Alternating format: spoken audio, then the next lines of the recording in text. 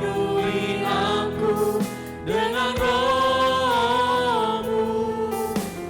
Ku rindu lawan, tak ku rindukan.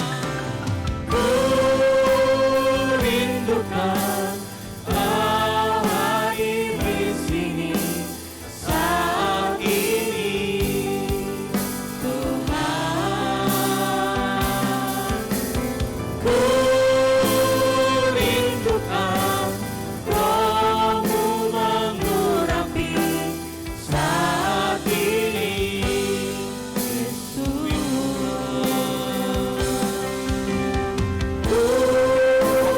Silakan pada hamba. Hadir di sini saat ini, Tuhan. Ku rindukan Roh-Mu mengurapi saat ini, Yesus.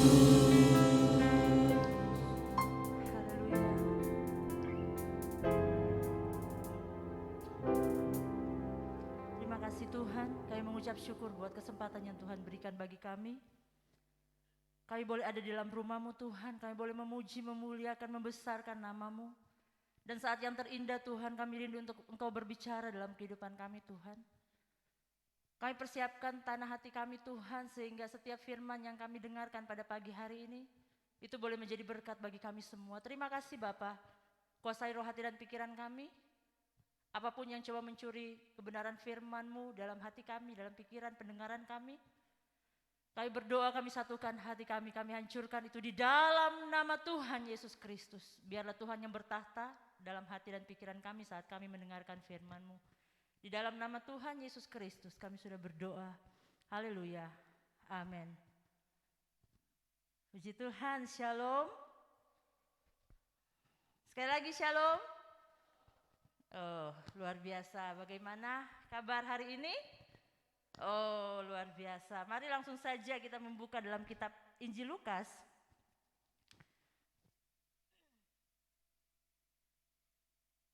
Injil Lukas pasal yang ke-24, pasal yang terakhir.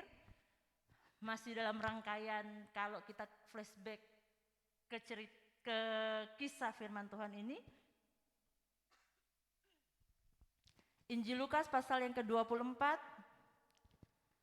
ayat 36 sampai ayat yang ke-46. Injil Lukas pasal yang ke-24 ayat 36 sampai 46. Saya akan bacakan buat kita semua pada pagi hari ini. Injil Lukas pasal 24 ayat yang ke-36 mulai. Yesus menampakkan diri kepada semua murid. Dan sementara mereka bercakap-cakap tentang hal itu, Yesus tiba-tiba berdiri di tengah-tengah mereka dan berkata kepada mereka, "Damai sejahtera bagi kamu." Mereka terkejut dan takut dan menyangka bahwa mereka melihat hantu. Ayat 38, akan tetapi ia berkata kepada mereka, "Mengapa kamu terkejut dan apa sebabnya timbul keraguan-raguan di dalam hati kamu? Lihatlah tanganku dan kakiku, aku sendirilah ini. Rabalah aku dan lihatlah, karena hantu tidak ada daging dan tulangnya, seperti yang kamu lihat ada padaku." Sambil berkata demikian, ia memperlihatkan tangan dan kakinya kepada mereka. Dan ketika mereka belum percaya karena girangnya dan masih heran, berkatalah ia kepada mereka, "Adakah padamu makanan di sini?" Lalu mereka memberikan kepadanya sepotong ikan goreng. Ia mengambilnya dan memakannya di depan mata mereka. Ayat 44. Ia berkata kepada mereka, "Inilah perkataanku yang telah kukatakan kepadamu ketika aku masih bersama-sama dengan kamu, yakni bahwa harus digenapi semua yang ada tertulis tentang aku dalam kitab Taurat Musa dan kitab Nabi-Nabi dan kitab Mazmur." Lalu ia membuka pikiran mereka sehingga mereka mengerti kitab suci. Katanya kepada mereka, "Ada tertulis demikian, Mesias harus menderita dan bangkit dari antara orang mati pada hari yang ketiga." Pujakan nama Tuhan. Bapak Ibu Saudara, Yang saya kasih dalam kasih Yesus Kristus, dari ayat ini saya memberikan satu judul yang mungkin sudah tidak asing bagi kita. Mengatasi masalah tanpa masalah. Ada yang tahu itu? Ada yang tahu motonya siapa? Motonya siapa? Motonya dari mana? Tahu lah ya. Walaupun nggak pernah berkunjung ke sana, tapi setidaknya tahu itu motonya dari mana. Kenapa saya katakan mengatasi masalah tanpa masalah? Kadangkala kita mengatasi masalah sehingga membuat masalah baru. Cara kita mengatasi masalah dengan membuat masalah yang baru dari masalah itu.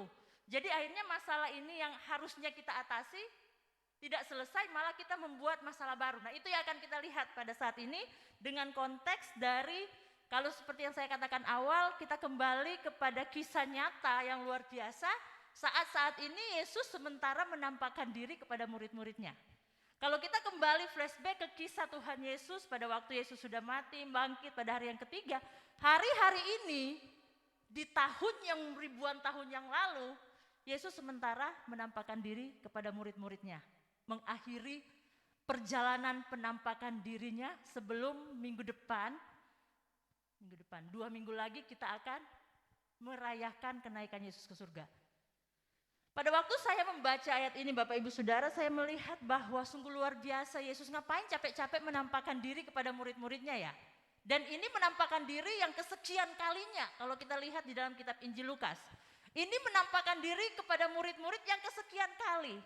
Nah di sini perjalanan Yesus menampakkan diri kepada murid-muridnya nggak ngefek. Kenapa saya nggak ngefek? Nggak mempan bagi murid-muridnya Bapak Ibu Saudara. Alkitab mencatat di sini ayat yang ke-37, mereka terkejut dan takut dan menyangka bahwa mereka melihat hantu. Padahal 2 minggu lalu saya sempat sampaikan singgung ayat sebelumnya dan Bapak Gembala juga sempat menyampaikan ayat yang sama di ibadah doa pagi, di ibadah MPC juga sering kali kita mendengar ayat ini. Mereka sudah berjalan bersama dengan Yesus dan akhirnya mereka kenal tentang Yesus. Mereka bercakap-cakap, tiba-tiba kan Yesus hilang. Bersambung, mereka sementara ngobrol-ngobrol tentang kisah 2 orang yang lagi jalan terus Yesus datang. Wah mereka, oh iya. Tiba-tiba tring, Yesus menampakkan diri lagi. Berarti kan mereka sudah mendengar, bahkan yang murid-murid yang kumpul saat itu sudah melihat langsung. Tetapi apa yang terjadi? Mereka masih terkejut juga. Mereka masih takut juga. Dan bahkan lebih parah lagi mereka pikir itu hantu. Nah Bapak Ibu Saudara yang saya kasih dalam kasih Yesus Kristus, kenapa saya mengambil ayat ini? Karena saya melihat Tuhan Yesus saat itu sudah capek-capek menampakkan diri tapi nggak mempan gitu kan. Sudah berulang-ulang kali menampakkan diri kepada murid-muridnya tetapi mereka masih belum percaya saja bahwa Yesus sudah bangkit walaupun mereka sudah mendengar dan melihat bahwa Yesus sudah bangkit. Pada waktu saya merenungkan ayat ini, saya mendapati bahwa ternyata ketakutan yang tadinya sudah mulai redup, ketakutan masalah yang dalam pribadi murid-murid itu yang awalnya sudah pada waktu Yesus berjalan dengan 2 muridnya, mereka sudah mulai tenang. Tapi ketakutan itu tetap menjadi dominan dalam kehidupan mereka. Keraguan itu masih belum bisa menggeserkan posisi kepercayaan mereka kepada Yesus. Kekhawatiran mereka akan hidup mereka di masa depan tanpa seorang raja lagi masih mendominasi pikiran-pikiran murid-murid saat itu. Sehingga sekalipun Yesus sudah menampakkan diri, ini loh saya, mereka masih takut. Sehingga mereka tidak bisa melihat Yesus yang sudah menampakkan diri, dikira itu adalah hantu. Saya pernah menyampaikan satu ilustrasi nyata di doa pagi. Saya kasih nama ilustrasinya onde-onde versus klepon. Nah, Bapak Ibu ikut doa pagi waktu saya sampaikan renungan ini pasti tahu kisahnya. Onde-onde versus klepon. Saya bilang, kalau onde-onde di Manado, itu klepon di sini, jauh kan?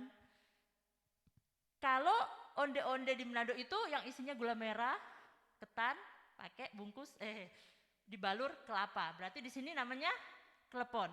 Awal-awal saya ke sini, Stres saya setiap mau ke pasar pengen sekali makan kue basah gitu. Biasanya kalau dijual kan bersebelahan tetap ada onde-onde, pasti ada klepon. Saya bilang ke tukang saya mau onde-onde, dikasihlah klepon. Saya mau onde-onde, dikasihlah yang ada wijen itu kan. Nah, loh bukan ini, saya minta yang itu, gitu saya tunjuk. Oh itu klepon Mbak, oh iya. Oh saya tanya-tanya, oh iya di sini kalau yang ini klepon, ini onde-onde. Hari selanjutnya, awal-awal saya datang ke sini masih sama. Bu saya mau onde-onde gitu kan. Dikasihlah yang ada wijennya. Loh saya mau yang itu. Loh ini klepon Mbak, oh iya sih. Nggak mungkin juga saya ngotot, saya bilang, loh enggak itu onde-onde. Singkat cerita, itu berlangsung lama Bapak Ibu Saudara. Tapi kalau sekarang saya sudah bisa bedakan kok, onde-onde mana, klepon mana. Tetapi itu berlangsung lama, karena apa? Karena pikiran saya sudah dicekoi.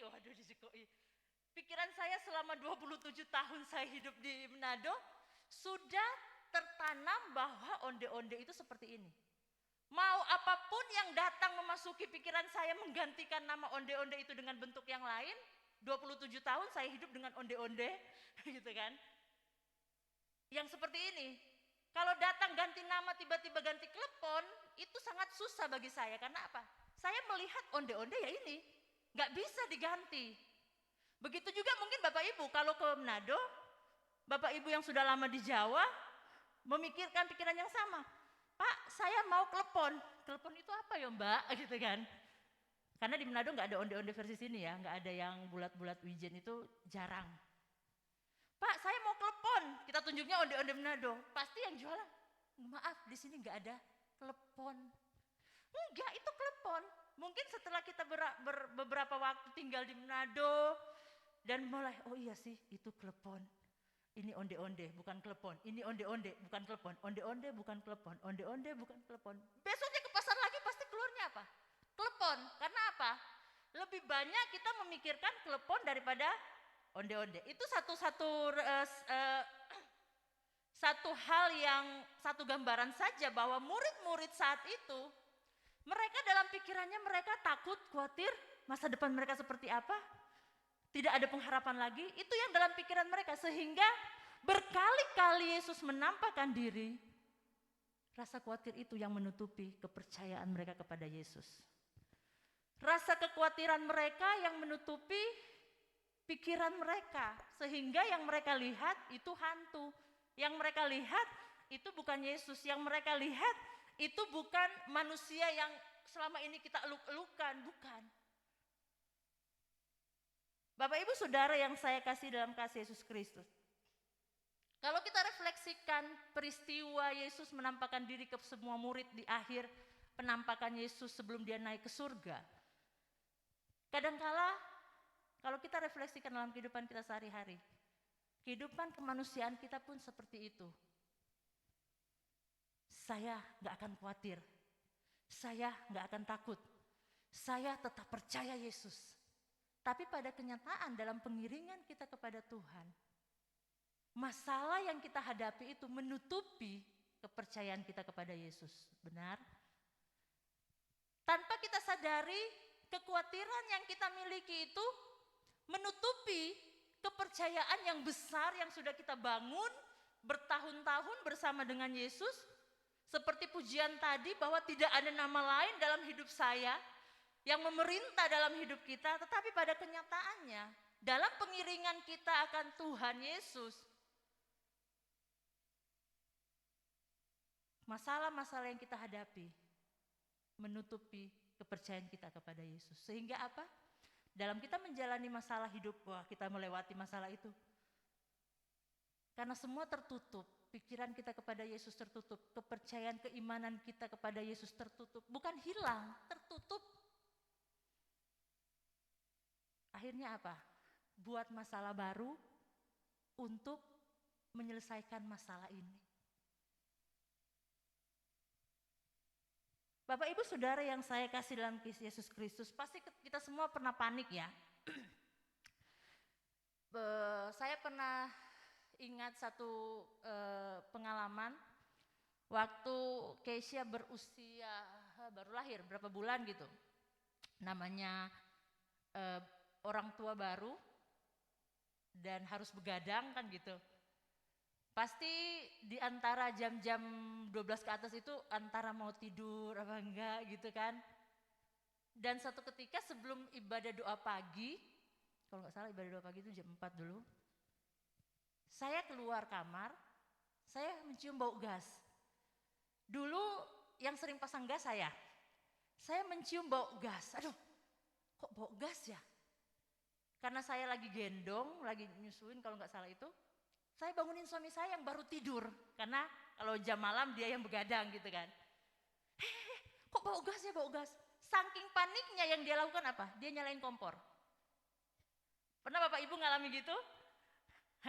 Saya pernah mendengar kesaksian kalau ibu-ibu bangunin, Pak bikin susu. Nggak tahu siapa ya gitu. Tiba-tiba harusnya susu ditaruh gula apa garam dibotolkan gitu. Saking paniknya, bangun panik, kaget gitu. Nah saya seperti itu. Jadi sejak itu saya takut sekali dengan namanya gas. Berurusan dengan pasang gas gitu, kalau udah mencium bau gas itu hanya karena itu. Jadi saya bilang, bau gas. Terus baunya itu bau sekali, benar-benar menyengat dan bukan karena gas mau habis. Ya memang karena, dan itu ternyata mungkin sudah semalam karena kita nggak ke dapur lagi. Kita langsung keluar semua saking paniknya. Suami saya mungkin baru tidur, ngantuk, bangun dia nyalain kompor. Untung kompornya kita nggak langsung ces gitu, nggak langsung nyala. Terus gitu masih kayak keluar gas. Tiba-tiba saya langsung gini, jangan nyalain gas, gasnya yang dilepas. Oh iya langsung teng. Oh iya langsung lepas gas. Itu rasa kepanikan, betul ya?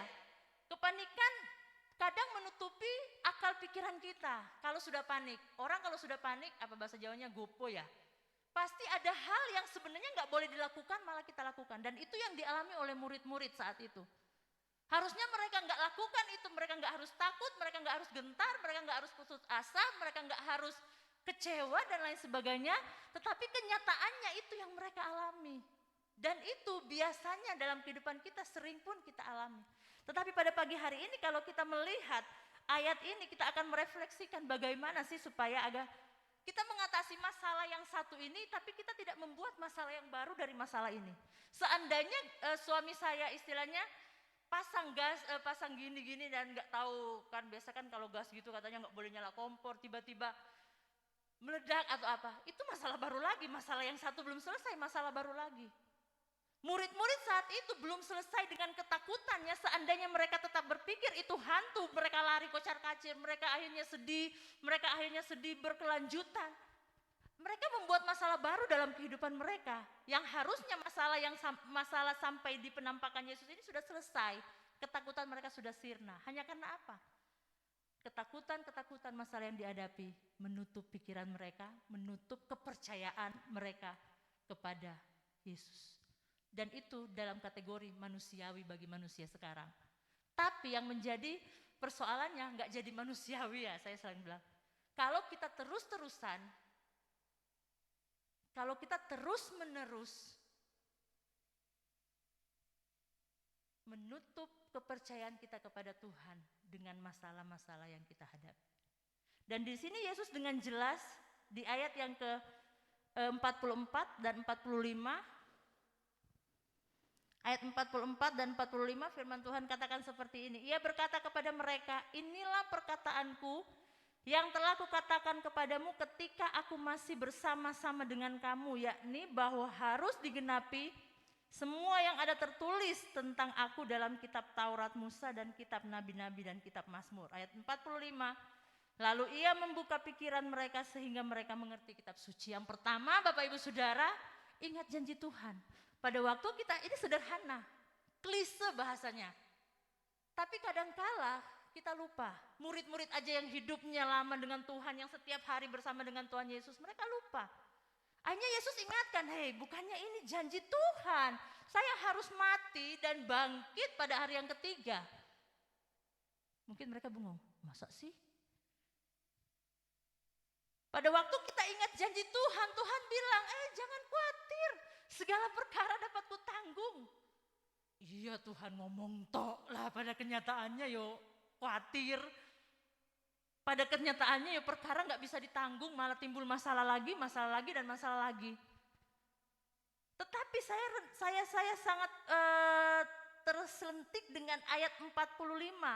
Lalu ia membuka pikiran mereka sehingga mereka mengerti kitab suci. Ini masalahnya Bapak Ibu Saudara, kenapa kita ingat janji Tuhan? Saya tidak perlu takut, saya pasti diberkati. Tetapi kita merasa bahwa kita nggak diberkati. Di 45 kita nggak minta Tuhan untuk menyikapi pikiran kita yang tadinya tertutup dengan masalah, yang tadinya tutup dengan ketakutan, yang tadinya tertutup dengan kekhawatiran. Karena apa? Kita hanya pakai pikiran kita sendiri. Oh iya, saya pasti bisa. Tapi kita lupa. Kita pasti bisa, tapi kita enggak menyertakan Tuhan. Satu kesaksian lagi ya, saya banyak kesaksian hari ini. Saya sudah sampaikan kemarin doa pagi. Satu minggu ini saya mengalami ketakutan Bapak Ibu Saudara. Yang mau tahu kisah ketakutan saya nanti saya ceritakan pribadi setelah saya turun dari sini. Kecuali ikut doa pagi saya ceritakan detail.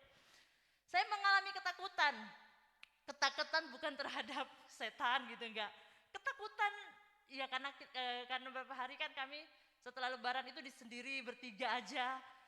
Jadi kayak ketakutan, ini jangan-jangan ada orang ke atas, tiba-tiba saya naik ke lantai 3, pintu lantai 3 dibuka, pintu yang lantai 3 ke apokat atas terbuka besar. Ini memang dibuka atau terbuka sendiri.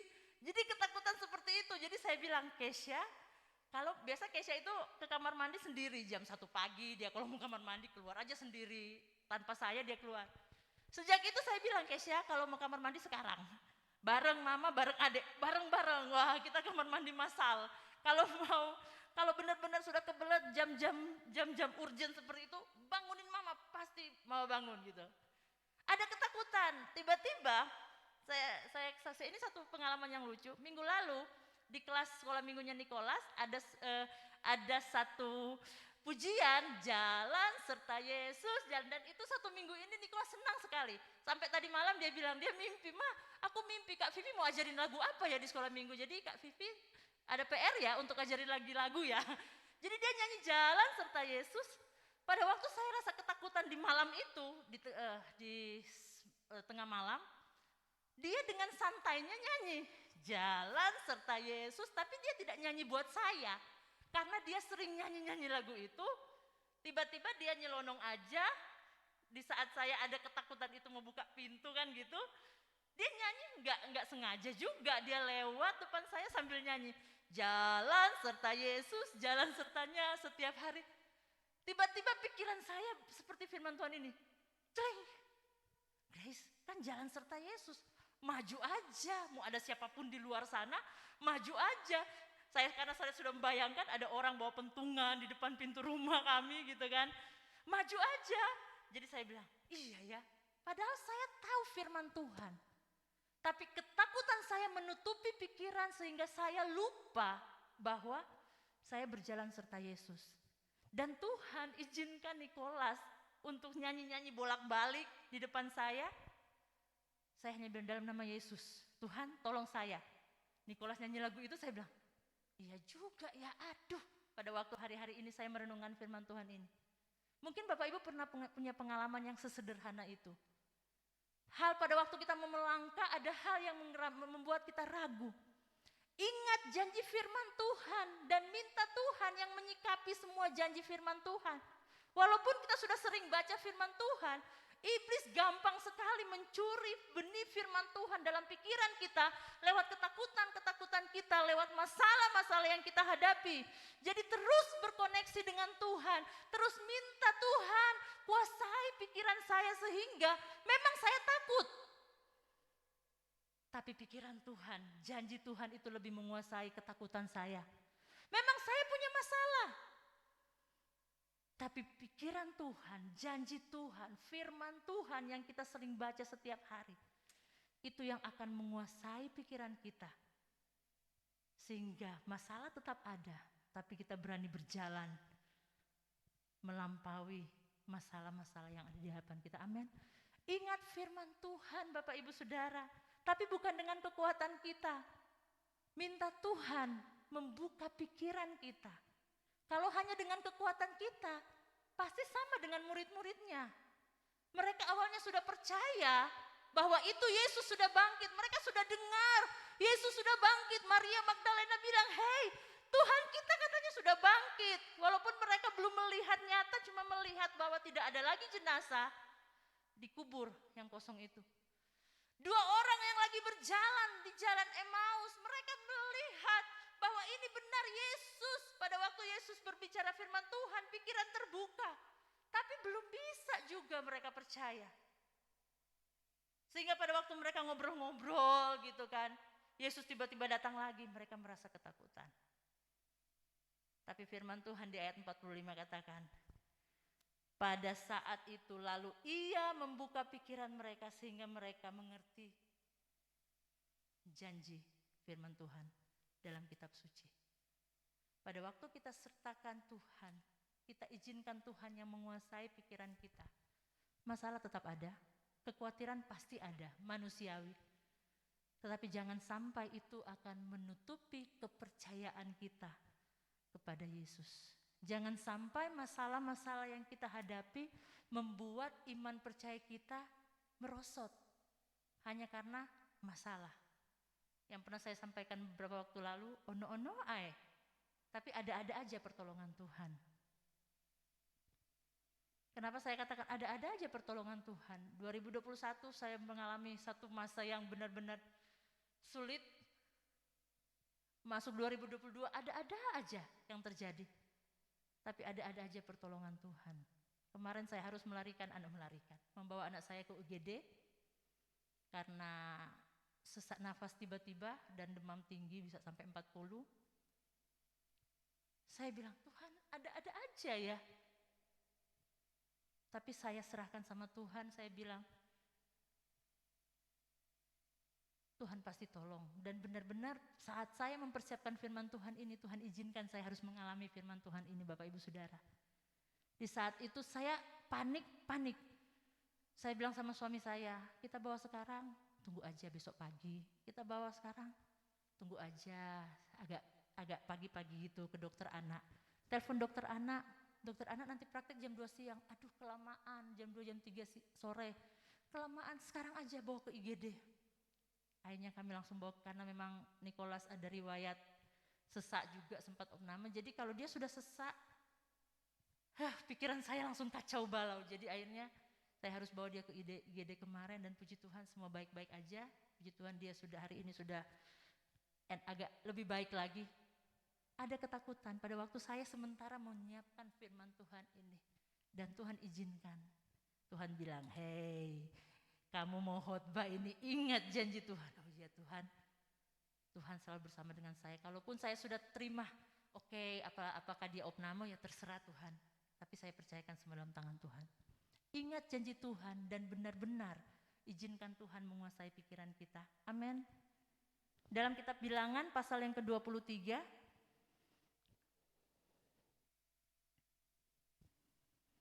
Bilangan pasal yang ke-23 ayat yang ke-19. Garis bawahi ayat ini pakai stabilo. Catat baik-baik ayat ini. Bilangan 23 ayat 19, firman Tuhan berkata, Allah bukanlah manusia sehingga ia berdusta. Bukan anak manusia sehingga ia menyesal.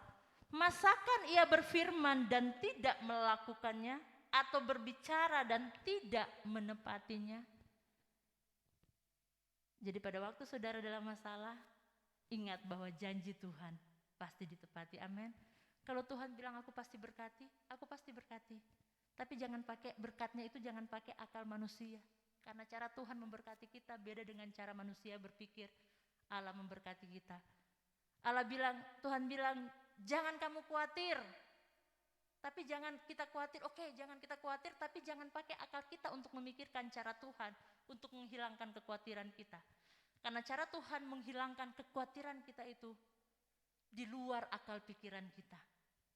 Kadang-kala Tuhan izinkan kita khawatir dulu untuk Tuhan menyatakan kuasanya. Amin. Yang selanjutnya pada yang terakhir, poin yang terakhir, pada waktu kita ingat janji Tuhan, pada waktu Tuhan yang membuka pikiran kita, maka kita akan melihat bahwa masalah yang kita hadapi ini ada bersama dengan Tuhan. kita menjalani masalah ini jalan serta Yesus, Yesus bersama dengan kita. Dan yang kedua, pada waktu kita sudah ingat janji Tuhan, kita ingat atau pikirkan kembali kebaikan Tuhan. Kalau janji Tuhan tadi kan belum kita alami.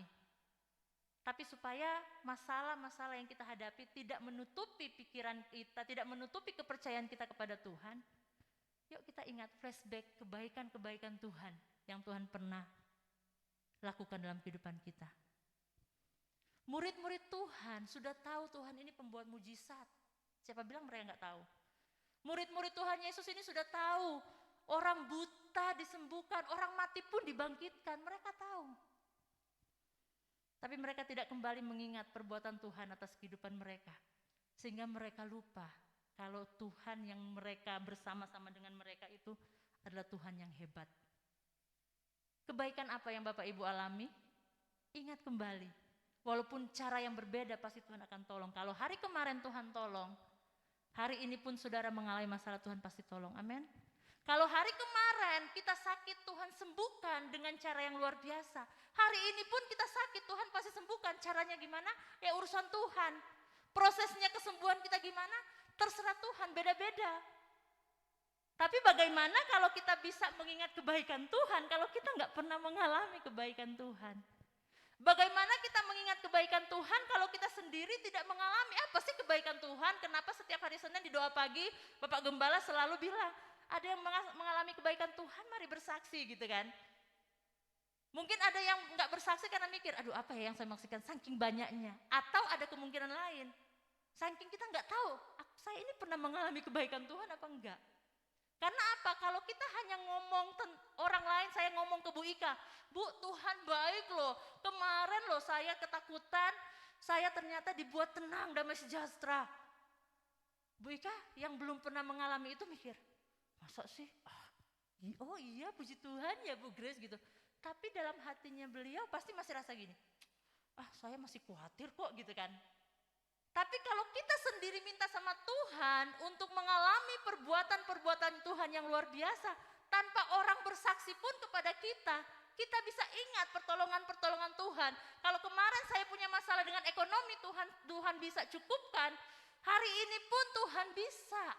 Kalau kemarin saya punya masalah dengan tidak percaya diri, hari ini pun dan Tuhan tolong sehingga kita memiliki kepercayaan diri yang besar, kita bisa berjumpa dengan orang banyak. Kalaupun hari ini saya mengalami itu, Tuhan pasti tolong karena kemarin Tuhan sudah tolong. Asalkan kita mengalami perbuatan-perbuatan Tuhan. Kita mengalami sendiri perbuatan Tuhan. Sehingga seperti Ayub bilang, bukan hanya mendengar saja apa kata orang. Ayub itu orang yang dekat dengan Tuhan. Siapa yang bilang dia nggak dekat dengan Tuhan? Sangat-sangat dekat. Tetapi di akhir kisahnya Ayub bilang, dulu aku hanya mendengar tentang engkau, tapi sekarang saya melihat bahwa Tuhan tidak pernah gagal. Jadi bukan hanya sampai kita mendengar, oh iya janji Tuhan katanya seperti ini. Tapi kita benar-benar mengalami janji Tuhan. Caranya gimana? Hidupi firman Tuhan. Pada waktu Bapak Ibu hidupi firman Tuhan dengan sungguh-sungguh, tidak ada satupun yang bilang, apa yo perbuatan Tuhan dalam hidup saya? Kok kayaknya ya gini-gini aja. Pada waktu kita menghidupi firman Tuhan, gak akan ada ucapan seperti itu. Ada aja yang Tuhan lakukan, tapi ingat ya, pernah hamba Tuhan bilang, kalau kita meminta kesembuhan, mujizat kesembuhan berarti harus sakit dulu. Kan kalau gak sakit gak mungkin ada mujizat kesembuhan. Kalau mau lihat Tuhan, saya mau diberkati ekonomi saya. Gimana kita mau lihat ekonomi saya diberkati kalau kita enggak sempat mengalami susah dulu, oh ternyata Tuhan berkati. Jadi kalau kita minta sama Tuhan buat melihat perbuatan-perbuatan Tuhan yang dahsyat, yang kita alami secara pribadi, yang mungkin orang lain tidak alami, persiapkan dirimu untuk melihat perbuatan-perbuatan Tuhan yang luar biasa. Sama seperti satu ilustrasi, orang-orang selalu menyuruh saya untuk belajar sepeda motor. Grace, kamu bisa sepeda pancal nggak? Oh, saya jagoan kalau sepeda pancal gitu. Loh, berarti kamu bisa sepeda motor, kamu badannya tinggi. Saya pikir, emang ada syarat-syarat ya untuk belajar sepeda motor, badan tinggi, tahu sepeda pancal gitu kan. Oh iya, benar-benar. Yang ngomong itu siapa? orang yang bisa sepeda motor. Kira-kira ada nggak orang yang nggak bisa sepeda motor ngomong gitu ke saya? Kayaknya nggak mungkin. Mereka sudah mengalami, mereka ngomong, oh gitu. Iya, mek gas rem gitu kan. Saya dalam hati, gas rem. Terus yang bawa sepeda motor segede gitu gimana gas rem kan seperti itu. Karena saya nggak mengalami. Orang yang ngomong gitu, dia berani ngomong seperti itu karena dia mengalami. Begitu juga dengan kita. Pada waktu kita alami kebaikan-kebaikan Tuhan, pertolongan-pertolongan Tuhan. Dan saat ini mungkin kita belum melihat pertolongan Tuhan, ingat kembali. Kalau kemarin Tuhan tolong saya, saat ini pun Tuhan tolong. Murid-murid lupa karena masalah yang mereka alami, menutupi kebaikan Tuhan yang pernah mereka alami. Masalah yang mereka alami membuat mereka tidak melihat kebaikan-kebaikan Tuhan, pertolongan Tuhan. Kalau manusia oke, boleh kenyataannya boleh. Buktinya apa?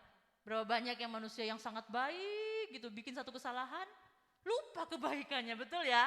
Di Manado, di sini enggak ada, di sini enggak, 10 kesalahan pun enggak diingat. Kalau di Manado, di mana di negeri anta beranta lah sana. Kebaikan orang banyak, satu kesalahan yang diingat, satu kesalahan. Sama seperti murid-muridnya, murid-murid Tuhan Yesus. 3,5 tahun melayani bersama-sama dengan Tuhan, melihat perbuatan yang luar biasa. Di saat ada masalah datang, yang mereka lihat masalahnya, bukan mengingat kembali kebaikan-kebaikan Tuhan, pertolongan Tuhan. Dalam kitab Mazmur dikatakan seperti ini sebagai ayat yang terakhir. Mazmur 103 ayat 1-5.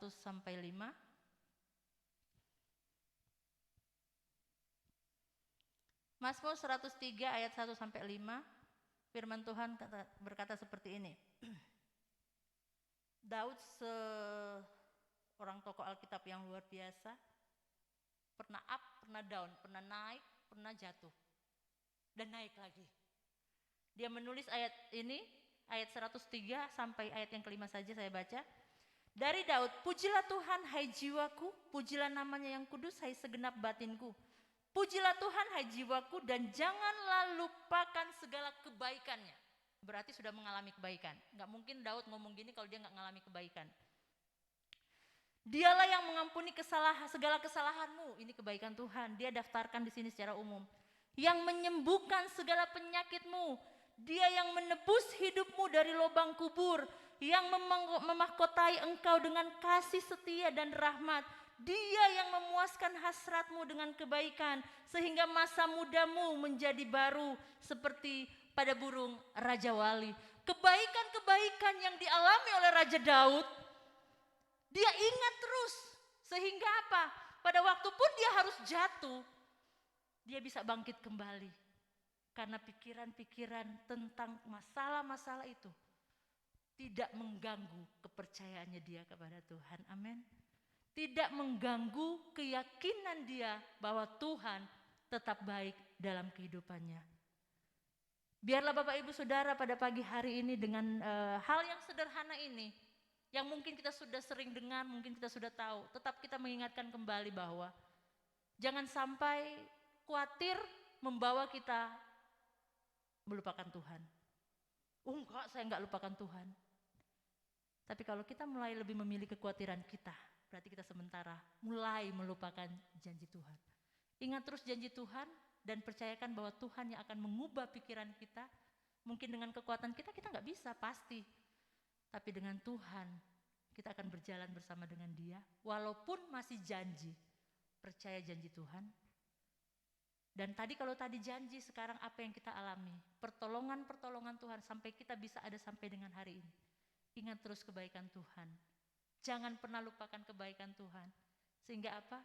Pada waktu kita menjalani hari yang sulit di hadapan ini. Di hari-hari ke depan kita nggak tahu hari yang sulit. Tapi kita tahu ada Tuhan yang sama.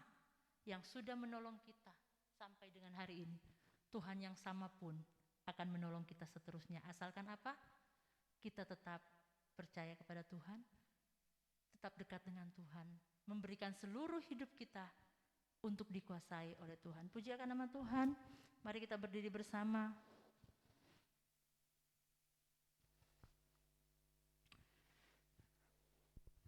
Kita minta sama Tuhan buat hati kita tenang sekalipun kita harus mengalami banyak kekhawatiran, banyak persoalan, banyak masalah.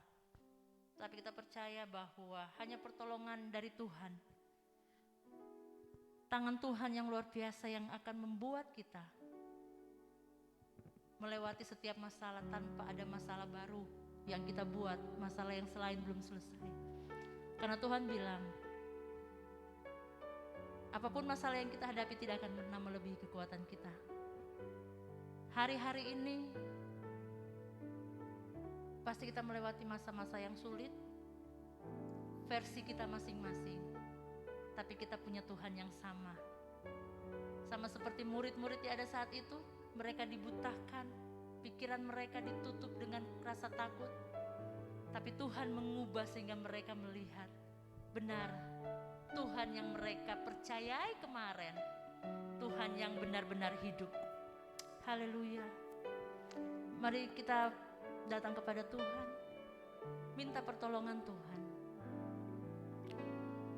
Hatiku tenang berada dekatmu, Kaulah jawaban hidupku.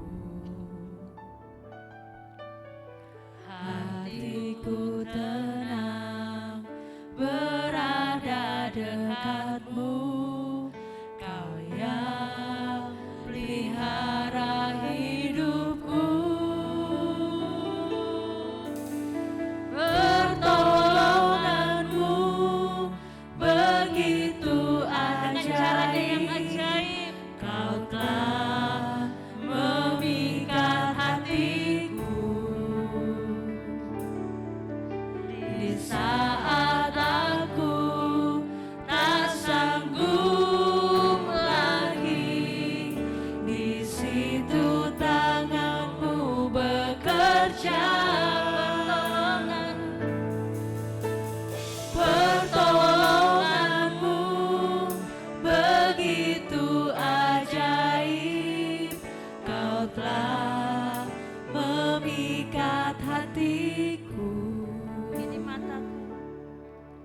Kini mataku tertuju padamu, ku rasakan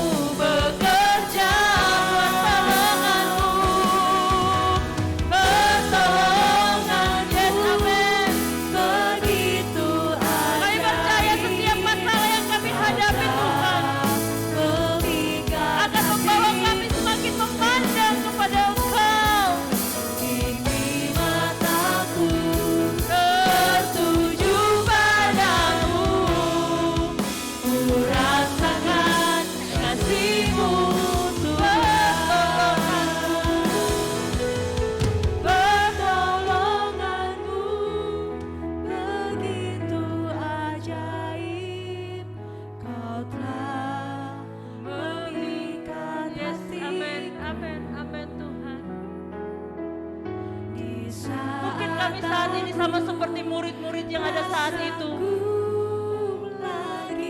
Masalah yang kami hadapi menutupi kepercayaan kami kepadamu Tuhan. Tapi firman Tuhan pagi hari ini mengingatkan kami kembali, lihat janji Tuhan atas hidup saudara dan saya.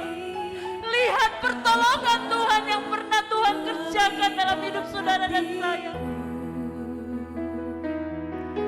Kini mataku tertuju padamu, ku rasakan kasih-Mu, oh pertolongan-Mu, pertolongan-Mu. Untuk selanjutnya saya kepada Bapak Gembala.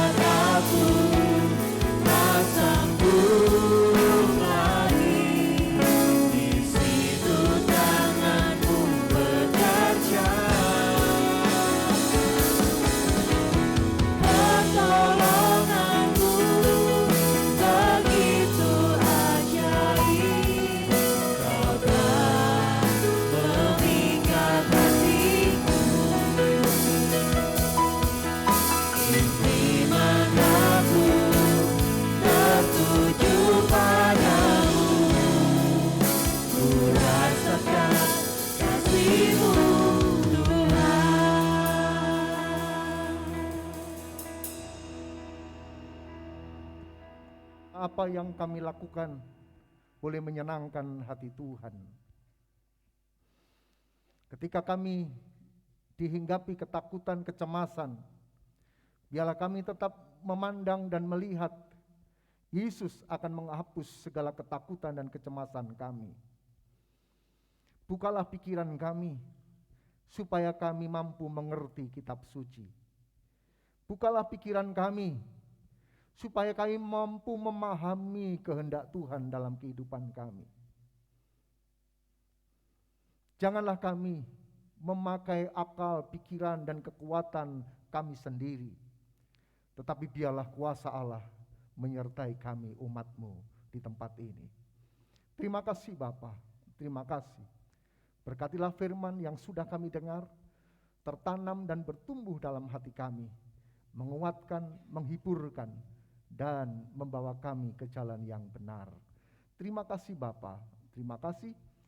Kami bersyukur hari ini buat firman-Mu di dalam nama Tuhan Yesus Kristus. Haleluya, amin. Dipersilakan duduk kembali Bapak Ibu Saudara. Hari ini akan diteruskan dengan penyerahan anak Amailensi Endrina Fayola kepada kedua orang tua, dan anak bisa duduk di depan, di mana nanti Bapak Ibu kita akan berdoa bersama-sama supaya anak Amailensi Endrina Fayola berada di dalam genggaman tangan Tuhan. Silakan duduk dulu. Penyerahan anak dalam gereja sidang jemaat Allah di Indonesia didasarkan atas Injil Markus pasal yang ke-10 ayat 13 sampai dengan ayat yang ke-16.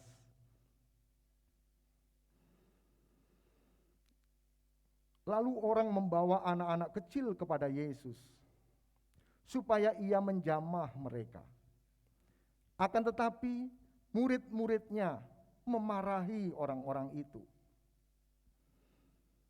Ketika Yesus melihat hal itu, ia marah dan berkata kepada mereka, "Biarkanlah anak-anak itu datang kepadaku, jangan menghalang-halangi mereka. Sebab orang-orang yang seperti itulah yang empunya kerajaan Allah. Aku berkata kepadamu, sesungguhnya barang siapa tidak menyambut kerajaan Allah seperti seorang anak kecil, ia tidak akan masuk ke dalamnya."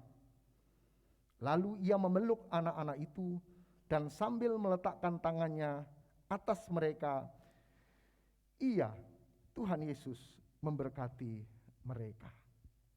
Bapak, Ibu, dan Saudara, dari ayat ini sangat tepat sekali jika orang tuanya Bapak Agung Setiawan dan Ibu Mayasari membawa anak Amalensi Edrina Viola kepada Tuhan Yesus. Tentu kita tidak akan melarang, kita tidak akan menghalangi, karena itu yang dikehendaki oleh Tuhan, supaya anak Amalensi dipeluk oleh Tuhan, dijamah oleh Tuhan, dan diberkati oleh Tuhan. Dari teks-teks ini kita bisa memahami, Bapak, Ibu, dan Saudara, kita perlu memberikan kesempatan kepada orang-orang, kepada anak-anak kecil untuk datang kepada Tuhan. Kita tidak bisa dan tidak boleh menyepelekan orang lain. Mungkin karena dia kecil, mungkin karena dia belum dewasa, mungkin karena dia belum berpengalaman, tetapi dia sangat berharga di mata Tuhan. Dari sisi fisik, biarlah ketika kita punya anak kecil, bawalah juga kepada Tuhan. Jangan punya anggapan anak kecil di rumah saja, nanti kalau di gereja ganggu saja. Janganlah punya anggapan begitu, tetapi atur sedemikian rupa supaya anak-anak juga bisa memahami, bisa mengenal Tuhannya. Bagaimana mereka bisa mengenal Tuhannya? Ketika mereka dibawa ke bait Allah. Seperti Yesus pada waktu kecil, dia dibawa ke bait Allah supaya mengenal Bapaknya. Itu gambaran teladan bagi kita. Bapak, Ibu, dan Saudara, kita tidak menunggu kesempatan. Dalam hal ini adalah ketika anak-anak mau datang kepada Tuhan. Mungkin dia belum sesempurna kita. Mungkin dia belum sehebat kita. Dalam hal berdoa, belum sehebat orang-orang dewasa. Ada pengalaman dari anak seorang pendeta yang berharap sesuatu dapat mainan. Ketika dia minta kepada papanya, dia berkata, "Nak, kamu berdoa." "Papa, saya minta mobil-mobilan." "Ya, kamu berdoa kepada Tuhan." Anaknya langsung berdoa, "Tuhan Yesus minta mobil, di dalam nama Yesus hancurkan." Karena memang sering lihat papanya ngusir setan. Mungkin tidak sempurna doa-doa anak, tetapi 3 hari kemudian ada saudaranya yang datang ke pastori dan bawa mobil-mobilan, tepat seperti yang diinginkan. Bahasa memang perlu untuk kita atur, kita tata dengan baik. Bukankah Tuhan melihat hati? Tuhan melihat hati kita. Itu sebabnya ketika anak-anak di dalam pelayanan belum sempurna, mari kita buka ruang seluas-luasnya untuk anak-anak juga datang kepada Tuhan. Jangan kita menjadi penghalang bagi mereka untuk datang kepada Tuhan. Karena ketika kita menjadi penghalang bagi mereka datang kepada Tuhan, kita yang akan dimarah-marahi sama Tuhan. Jangan menghalangi anak-anakku untuk datang kepadaku. Biarlah mereka datang. Karena apa? Tuhan akan memeluk mereka dan memberkati mereka. Bapak, Ibu, dan Saudara, anak adalah generasi penerus gereja ini.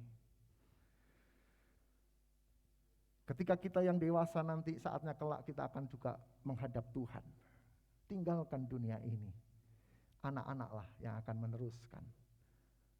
Dan kita harus bekerja keras untuk membuat anak-anak yang unggul di pemandangan Tuhan dan di pemandangan manusia.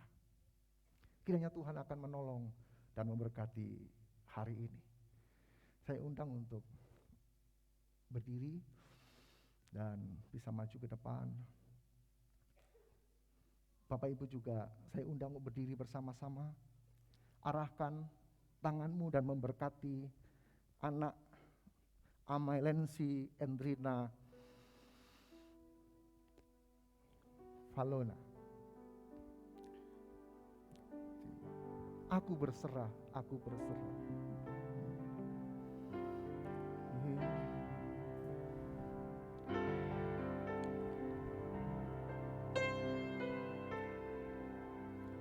Aku berserah. Arahkan doamu. Aku berserah pada Yesus Juru Selamat. Aku berserah. Aku berserah. Aku berserah. Aku berserah. Anak Amalensi, aku dalam tangan Tuhan yang perkasa. Dialah selalu di dalam pimpinan Tuhan, selalu di dalam berkat Tuhan. Oleh hari ini yang seterusnya, kesehatannya kami taruh dalam tangan Tuhan. Masa depannya kami taruh dalam tangan Tuhan. Anak ini akan menjadi anak yang diberkati oleh Tuhan. Dijauhkan dari segala yang jahat.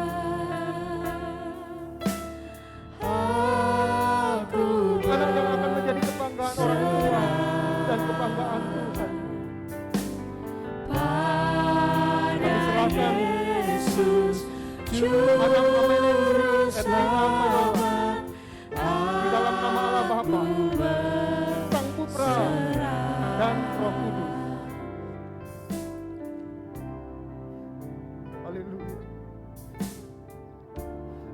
Hamba-Mu juga berdoa untuk kedua orang tuanya. Hamba berdoa untuk Bapak Agung dan Ibu Mayasari yang dipercaya oleh Tuhan untuk membesarkan, untuk mendidik anak Amalensi menjadi anak yang takut akan Tuhan. Tuhan memberkati dengan keteladanan, Tuhan memberkati dengan hikmat, Tuhan memberkati dengan kesabaran, Tuhan memberkati dengan kebijaksanaan yang dari tempat yang maha tinggi. Kami berdoa Roh Kudus turun atasnya, memberikan hikmat baru kepada Tuhan, hikmat baru yang dari Tuhan kepada anak-anak-Mu. Kami juga berdoa untuk orang-orang yang ada di sekitarnya. Dialah selalu juga diberkati oleh Tuhan.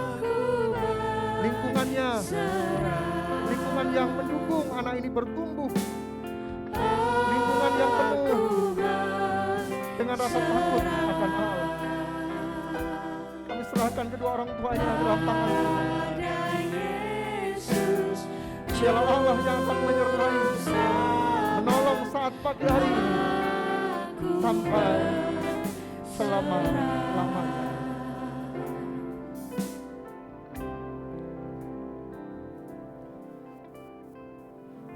Akhirnya Tuhan, pagi ini kami serahkan seluruh sidang jemaat-Mu ke dalam tangan Tuhan.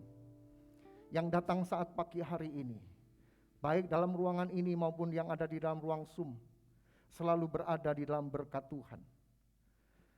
Berkatilah nikah rumah tangga kami, berkatilah usaha pekerjaan kami, berkatilah segala aktivitas rohani kami, persekutuan kami dengan Tuhan, pelayanan kami di bidang apapun, biarlah diberkati dan mendapatkan perkenanan yang dari Tuhan. Hamba serahkan pagi ini tubuh, jiwa, dan roh kami ke dalam tangan Tuhan. Mohon pimpinan Tuhan sepanjang waktu yang akan kami jalani. Biarlah kebajikan, kemurahan, dan keberuntungan senantiasa menyertai kami. Kami serahkan juga persembahan-persembahan yang sudah kami berikan kepada Tuhan pagi ini.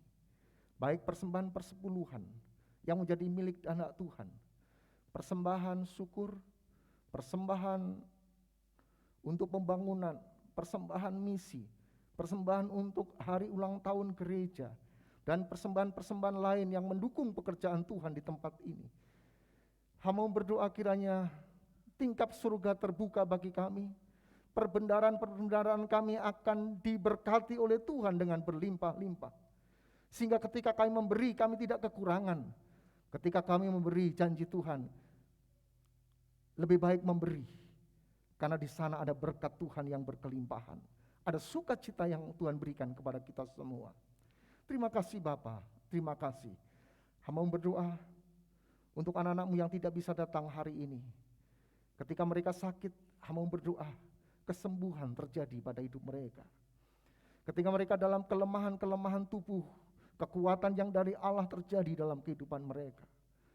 Ketika mereka bepergian, pergi dan pulang, biarlah mereka dalam damai sejahtera yang dari Allah. Terima kasih Bapa, terima kasih.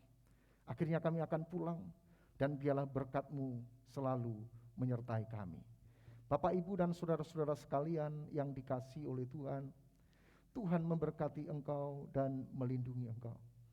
Tuhan menyinari engkau dengan wajah-Nya dan memberi engkau kasih karunia. Tuhan menghadapkan wajah-Nya kepadamu dan memberikan kepadamu damai sejahtera. Saat pagi hari ini sampai Maranatha, Tuhan Yesus datang kembali di dalam nama Tuhan Yesus Kristus. Haleluya. Amin. Dipersilakan duduk sebentar Bapak Ibu Saudara.